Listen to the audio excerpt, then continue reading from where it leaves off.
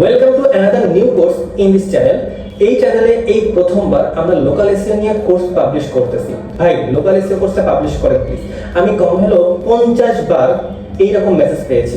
So ultimately আপনাদের wait করা সার্থক, কারণ আমি এই কোর্সটা এমনভাবে সাজিয়েছি যাতে এনশিওর করতে পারি যারা একদম বিগিনার তারাও ভালোভাবে বুঝতে পারে প্রতিটা বিষয়।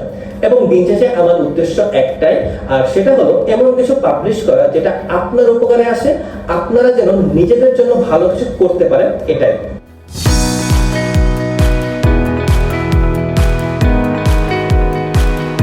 আমাদের এই প্রথম লেসনে আমরা কথা বলবো লোকাল এসইও কিভাবে সাধারণ বা ট্রেডিশনাল এসইও থেকে আলাদা সেটা নিয়ে। যারা একদম নতুন বিগিনার তাদের জন্য বলে রাখি, এসইও মানে হচ্ছে সার্চ ইঞ্জিন অপটিমাইজেশন।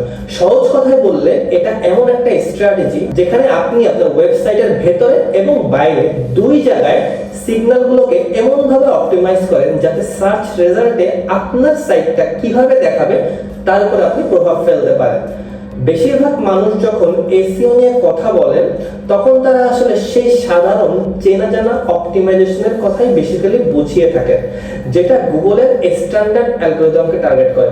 কিন্তু আপনাকে একটা কথা মনে রাখতে হবে, গুগল কিন্তু একটা অ্যালগরিদম দিয়ে কাজ করে না। এক্ষেত্রে গুগলের অনেক অ্যালগরিদম আছে, আর প্রতিটা অ্যালগরিদমের উদ্দেশ্য একটাই, সেটা হলো ইউজারদের ইন্টেন্ট বুঝে সবথেকে রেলেভেন্ট রেজাল্টটা রেকমেন্ড করা।